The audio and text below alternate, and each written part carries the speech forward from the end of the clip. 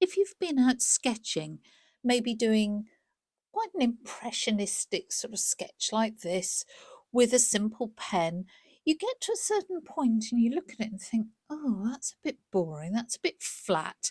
I haven't got that feeling of depth that I was really after. So, what can we do about it? Well, I want to show you in this film that there is a lot we can do. One of the most important things that often gets overlooked is the weight of line, and a heavier line will bring that foreground forward. Of course, adding detail will also bring it forward, and if you decide to add colour, manipulating the cool and warm colours will make a vast difference. Contrast is another thing that can really help bring the foreground forward. So let's have a quick look at all these things, but particularly weight, because I think people tend to forget the weight of the line. They just grab a pen and start drawing. And if it's something like this rollerball pen, no matter what you do to it, how hard you press, you'll get the same thickness of line, the same weight of line. If you use something a little more responsive like a fountain pen, if you press lightly, you'll get a thin line, press harder, you'll get a thick line. So certainly that helps. And we say the weight of the line increases. And if you do a broken line, it gives the illusion that it's a finer line. So that is one way of manipulating the weight of your line. Now, this is a Fude nib. Sorry, it says Fuse nib on the captions. It's a Fude nib and it's a bent nib pen. That's why I was showing my thumb. So if you go sidewards, you get a really heavy line. If you twist the pen round, you'll get a medium line. And if you turn it upside down, you'll get a really fine line. A Fude nib is for Oriental calligraphy, so it sort of emulates a brush. Now, if you're using fine liners, they come in all different widths. So rather than pressing harder, you just change the width of your pen. So they go from something like 0.05, the thinnest, right up to a millimetre, and you can get thin, medium, and thick pens. If you're going to only buy a couple, that's what I would suggest you do. Maybe get a 0.1, a 0.4, and then a 0.7. And you can just swap those round. Again, breaking your line up just will make it feel like it's a thinner mark, which of course is great. Now, if you've got just one pen, of course, you can do something about that. Break up your line or just go over it to make it a heavier line. So, don't worry if you haven't got masses of equipment. You can always do something. So let's have a look why it's important. I've speeded up this sketch. It was a really quick sketch anyway, but I wanted to speed it up because I want to just show you what we can do. So it's a lovely alley scene from, I would imagine, Italy. The photo came from Pixabay, so it is royalty free. I'm using a rollerball pen here, so it's quite thin. No matter how hard I press, nothing's going to change. I'm trying to do continuous line because I find that's a really good way of giving the impression of detail in a really fast sketch without actually having to do everything. The connecting lines sort of give the impression that more is going on than actually is. I'm just going straight in with the pen. There's no time for pencil and underdrawing. And as you can see, I'm sort of playing around a bit with the perspective because the photo has distorted it and made it feel like all the houses are falling inwards. And I actually want them to sort of go the other way.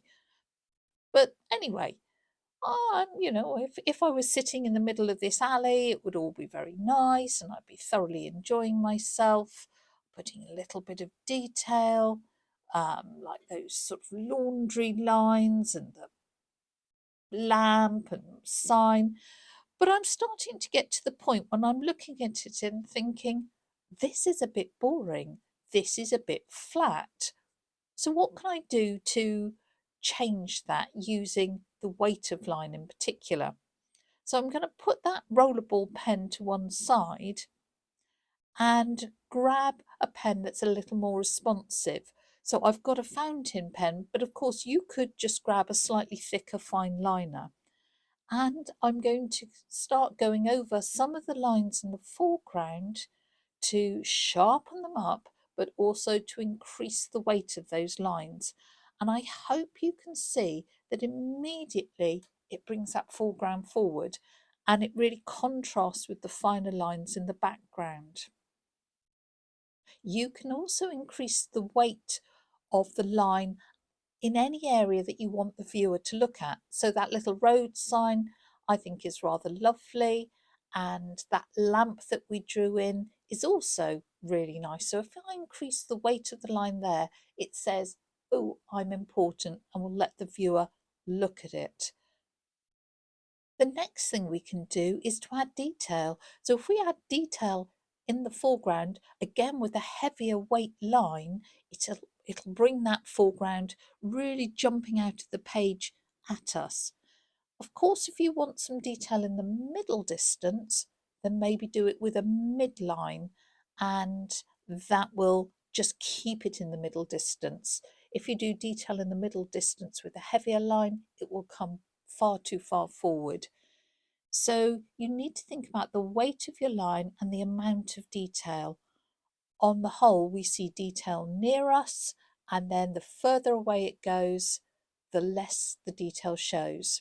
And the problem working from a photograph like this is that the camera has everything in focus and shows too much detail. If you're working from life, you will probably be okay because our eyes manage to filter things out. So we will see detail closer to us and further away. It just becomes a shape. So what I'm doing here is just putting in some of these wonderful down pipes, drainage pipes, and putting a little bit of detail of, say, the fixings. And then I am very fond of a bit of dodgy wiring. So I'm going to make a little emphasis here on this tangle of wires coming across the house and just making more of that. But as it goes away from me, I just let it peter out and simplify, and that brings the foreground forward. Things like stone and gravel can be lovely just in the foreground. Just a few little marks are enough to bring that forward, or paving stones, or leading lines, or these drain covers. Here I'm using a slightly thinner pen because I do want some detail in the mid distance, but I don't want it to fight with that foreground. The other thing that's really working or can work in our favour is contrast. Our eyes are really attracted to contrast, and that's partly why the weight of the line makes such a difference. So if you add a little contrast either with the ink, or if you decide to add colour later on with colour, then that will attract our eye and bring it closer to us. So don't put any contrast in the distance, keep that all paler, softer, not so much detail. But of course you can put little bits of detail in, and I'm using a really fine pen here just to put something in the distance, but nothing too detailed or too definite so that it doesn't fight and make us look at it too much. Now, should you decide to add colour, that actually, of course, really helps the illusion of depth, because warm colours advance, they come towards us, and cooler, paler colours will seem further away. So if you look at this and think, oh, it's still not got enough depth, then adding colours will certainly help.